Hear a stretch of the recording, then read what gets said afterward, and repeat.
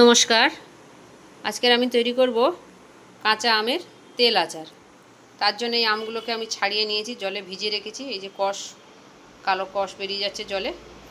তারপর আমি আস্তে আস্তে গ্রেটার দিয়ে এইভাবে গ্রেট করে নেব। আমগুলোকে আমি এইভাবে গ্রেট করে নেব।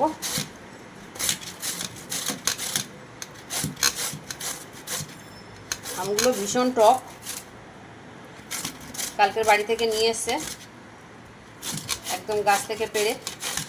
দেওয়ার অনেক আম পাড়িয়েছিল, দাদাকে বলেছে দাদা নিয়ে যা, তা নিয়ে এসছে। এত আমকে আমি কী করবো, তা আম কিছু সবাইকে চারটে চারটে করে দিও, আমার প্রচুর আছে।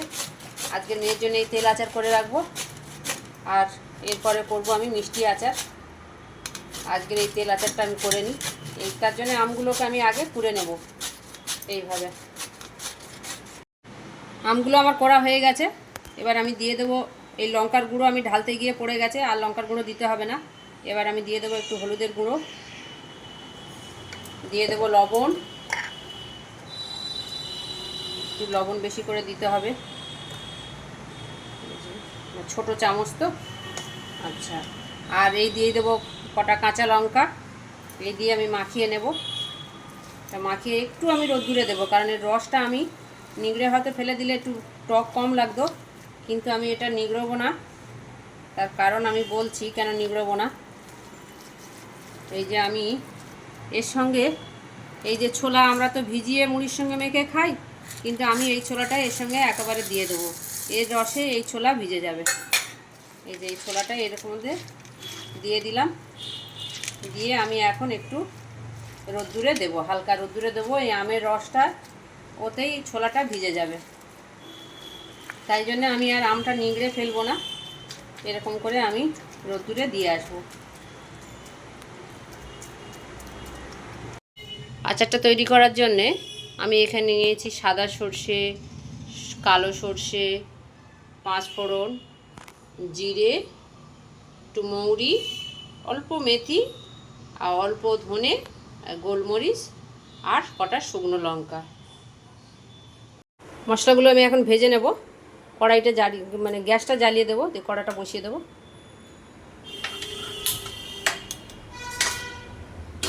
কড়াইটা বসিয়ে দিলাম। কড়াইটা আমার গরম হয়ে গেছে। আমি আগে দিয়ে দেব একটু মৌরি, ধনে, গোলমরিচ,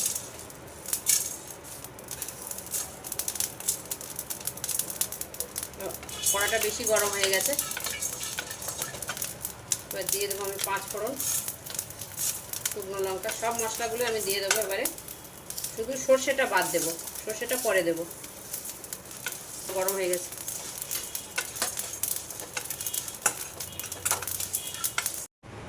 আর দিয়ে দিলাম 2 রকম সর্ষে। গ্যাসটা নিভিয়ে দিয়েছি, কারণ মশলাটা বেশি, গ্যাসটা বেশি হয়ে গিয়েছিল, কড়াটা পুড়ে যাচ্ছিল। এবার এরকমভাবে আমি একটু করে নেব।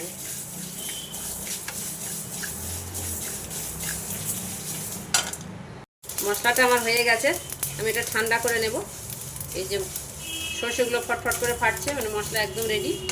একটু ঠান্ডা হয়ে গেলে এটা আমি গুঁড়ো করে নেব। পুরো গুঁড়ো না, হাফ ডাস্ট করে নেব, কারণ আচারে হাফ ডাস্টটাই বেশি ভালো লাগে। আর এদিকে আমার আমটা নুন হলুদ মাখিয়ে রাখার পরে কতটা জল বেরিয়েছে, এতটা জল বেরিয়েছে, নিংড়ে নিয়েছি। এই যে একটা পরিষ্কার ন্যাকড়ায় করে নিংড়ে, এই যে ছোলাগুলো কি সুন্দর টোপা টোপা হয়ে গিয়েছে। আরও যত তেলে হবে তত সুন্দর হবে ছোলাগুলো। কি সুন্দর হয়ে গেছে ছোলাগুলো, এই যে সব একেবারে সুন্দর, একদম সুন্দর হয়ে গেছে। ওই যে রসে হয়ে গেছে, তাছাড়াও তবু এত রস বেরিয়েছে। আমি ভেবেছিলাম রসটা নিংড়ে বের করে দেবো না, কিন্তু এত রস বেরোচ্ছিল যে আমি নিংড়েতে বাধ্য হলাম। আমি মশলাটা তো ভেজে নিয়েছি, ওটা এবার গুঁড়ো মিক্সি জারের মধ্যে আমি ঢেলে নিয়েছি। এটা এবার আমি হাফ ডাস্ট করে নেব। মশলাটা আমি করে নিয়েছি, এই যে হাফ ডাস্ট, এই যে হাফ ডাস্ট করে নিয়েছি। এর মধ্যে আমি একটু আদা গ্রেট করে দেব।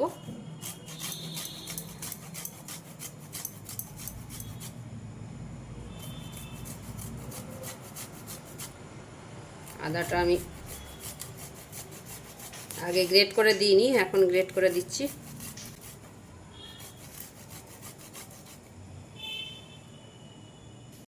যে গ্রেট করে আমার নেওয়া হয়ে গেছে আদাটা এর সঙ্গে। এইবার আমি তেলটা গরম করে নেব। আমগুলোকে আমি একটা স্টিলের বাটিতে ঢেলে নিচ্ছি, কারণ গরম তেল দেবো তো এর মধ্যে, খুব গরম না, তো আমি দেখাচ্ছি কেমন করে। এর মধ্যে ঢেলে নিলাম।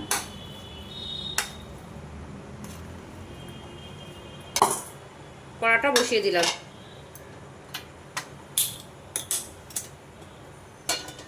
কড়াটা গরম হোক, ততক্ষণে আমি তেলগুলো নিয়ে আসি। কড়াটা খুব গরম হয়ে গেছে, আমি এখানে ঢেলে দিলাম প্রায় 200 গ্রাম তেল। তার মধ্যে দিয়ে দেবো 2টো শুকনো লঙ্কা। এর মধ্যে অনেকে রসুন দেয়, কিন্তু আমি একদম নিরামিষ করব, রসুন টসুন কিচ্ছু দেব না। মশলাটা একটু এই আমের গায়ে আমি এখন মাখিয়ে দেব, আর অল্প পরে দেব। তেলটা না ফোটা পর্যন্ত এইভাবে ফুটবে আস্তে আস্তে, বেশ সুন্দর হয়ে যাচ্ছে, হিট হয়ে যাচ্ছে তেলটার।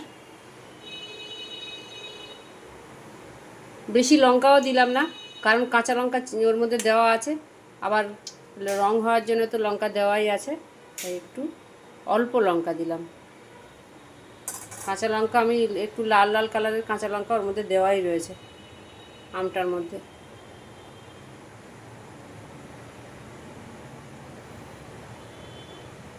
পরে আমি ইচ্ছা মতো তেল গরম করে ওর মধ্যে দিতে পারি। আপাতত এইটুকু তেল দিয়ে আমি, এই 200 গ্রাম তেল দিয়ে আমি আপাতত আমটাকে করে রাখবো।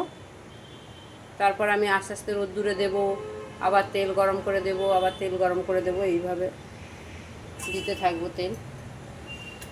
গরম হয়ে গেছে, এবার আমি গ্যাসটা নিভিয়ে দেব।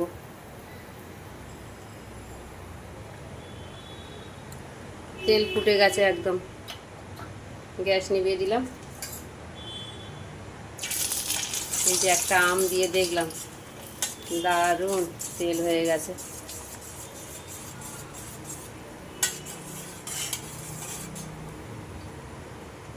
একটু ঠান্ডা হোক, এত গরম তেল দেব না। ওগুলোকে আমি স্টিলের বাটিতে ঢাললাম, একেবারে কাঁচের বয়ামে ভরে নিই, তার একটা মাত্র কারণ কাঁচের বয়াম অনেক সময় ফেটে যেতে পারে। এর মধ্যে স্টিলের বাটিতে দিলে ফাটার ভয় নেই। পরে আমি তেল সহ জারে ভরবো, ওই জন্য আমি এখন কাঁচের বয়ামে ভরবো না, এইভাবে আমি রাখবো, রেখে তারপরে আমি কাঁচের জারে ভরবো।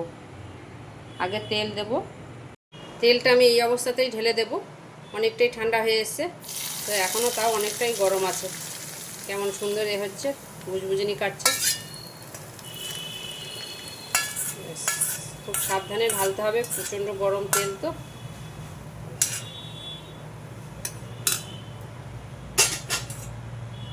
এবারে এটা আমি সুন্দরভাবে তেল দিয়ে মাখিয়ে রেখে দেব।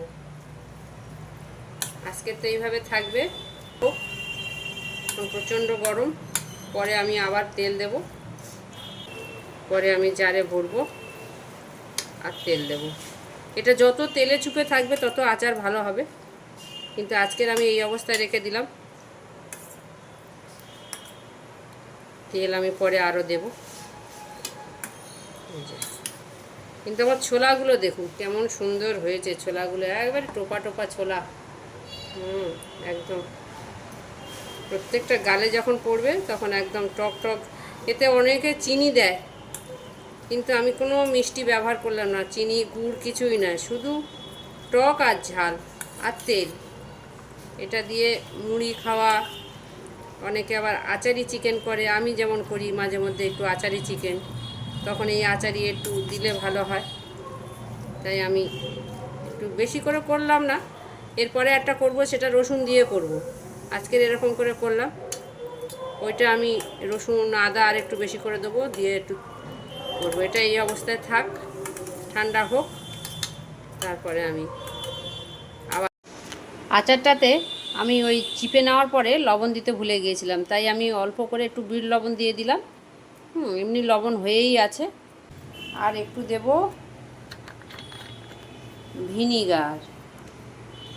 ভিনিগারটা দেব বেশ অনেকটাই পরিমাণ, দিয়ে একটু মিশিয়ে দেব এবারে। আর জারে এখনও একটু স্লাইড গরম আছে, এখন এইটার মধ্যে একটু মজে মজে যাক, আমার সব থেকে লোভনীয় লাগছে ছোলাগুলো, কত সুন্দর হয়েছে ছোলাগুলো। আশা করি সবাই দেখতে পাচ্ছ। এরকম করে আচার তৈরি করে দেখো। আমার তো মনে হয় সবাই এই সিজনে আচার তৈরি করে, তবুও আমি আমার মতো করে বলছি। লবণ দিয়ে, লবণটা দেওয়া হয়েছিল না বলে পরে আবার আমি লবণটা দিয়ে দিলাম। ওই তেল দেওয়ার আগে দিতে হতো, সেটা আমি তেল দিয়ে দিলাম আর কি। ভিনিগারটাও দিয়ে দিলাম। ভিনিগারটা দিলে ভালো থাকে আচার সারা বছর। আমার তো এখন অনেক দিন সংরক্ষণ করে রাখতে হবে। মেয়ে আসবে মনে হচ্ছে, সেই কবে তার নেই ঠিক, হয়তো এবছর আর আসবে না, হয়তো 2026-এ আসবে। ও দেওয়ারের বিয়ে হবে তখন মনে হয় আসবে, তার আগে তো আসবে না। ঠিক আছে, এইভাবে আমি ঢেকে রাখি, আবার জারে যখন ভরবো তখন দেখাবো। আচারটা আমি এবার জারে ভরে নেব। তার জন্য এই জারের মধ্যে আমি একটু তেল আগে মাখিয়ে নিচ্ছি। এই যে জারের গায়ে ভালো করে তেল দিয়ে নিচ্ছি, নিয়ে এর মধ্যে এবারে আমি তেল আচারটা ভরে দেব। বেশ ভালো করে তেল মাখিয়ে নিলাম। আচারটা আমি জারে ভরে দিচ্ছি।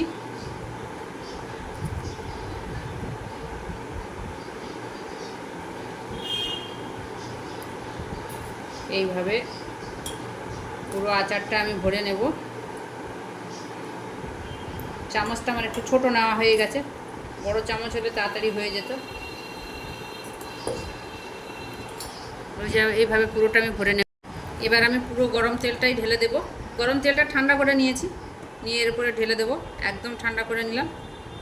যত তেলে ভরে থাকবে তত সুন্দর থাকবে আচার। যতবার আবার তেল কমে যাবে, আবার তেল গরম করে সেই তেলটাকে ঠান্ডা করে নিয়ে আবার এর মধ্যে ঢালতে হবে, তত আচার ভালো থাকবে। আমি এবার 2-3টে রোদ্দুর দিয়ে দেবো, দিলে সুন্দর হয়ে যাবে ওর মধ্যে। এই যে রেডি হয়ে গেল আমার তেল আচার।